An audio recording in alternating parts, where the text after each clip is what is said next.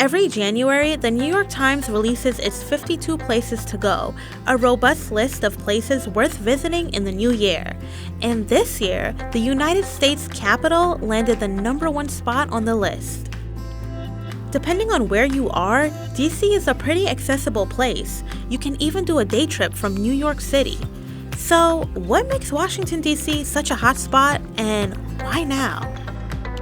I spoke with the New York Times travel editor, Amy Virshup, and as it turns out, there are plenty of good reasons to visit D.C., and not for just one day only. Because 2020 is an election year, the capital city is in the public eye more than ever. But D.C. is also home to some of America's richest history.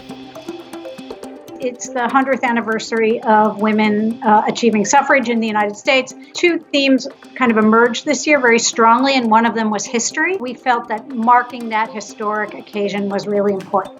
And it's certainly possible to choose other places to do that. But we thought really Washington, where, finally the legislation was passed and the amendment ratified, that was the key place to go. Saw parades like this.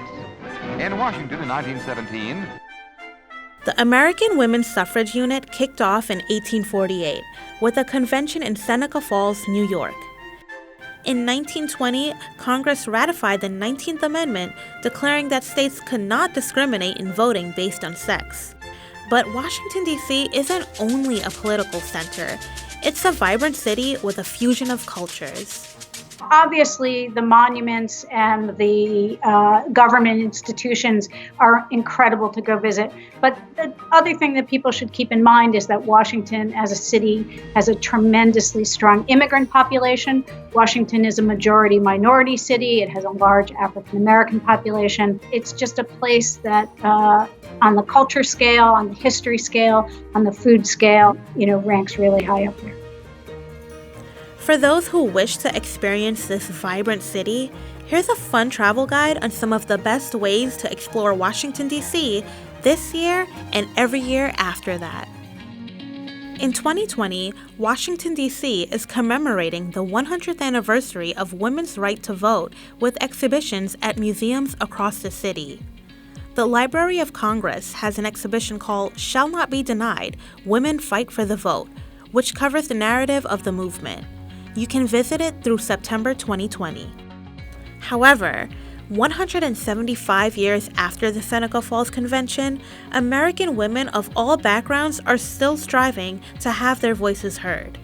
Thousands of people descend to the National Mall each year for the Women's March in support of a wide variety of principles.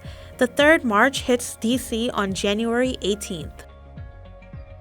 You'll never run out of things to do in D.C. thanks to the free museums.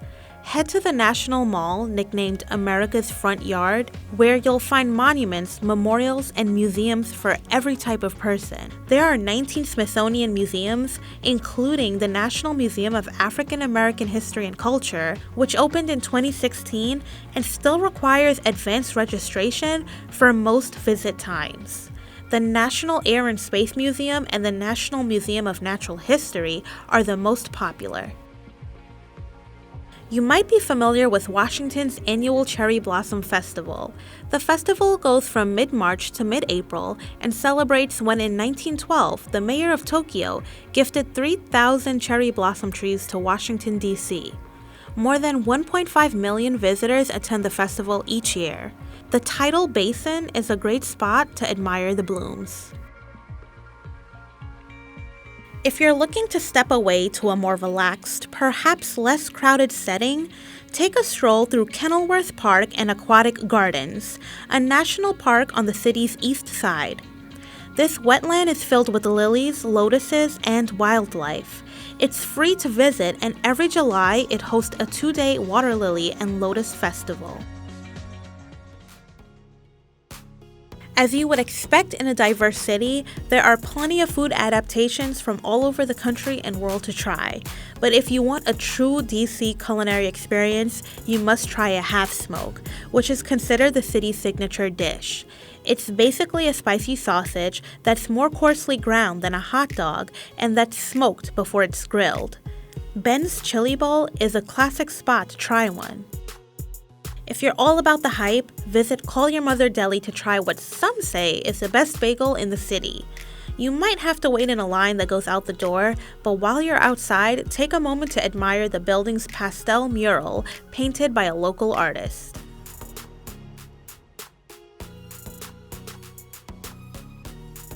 The city is always buzzing with museums open year-round, but the high season is definitely springtime.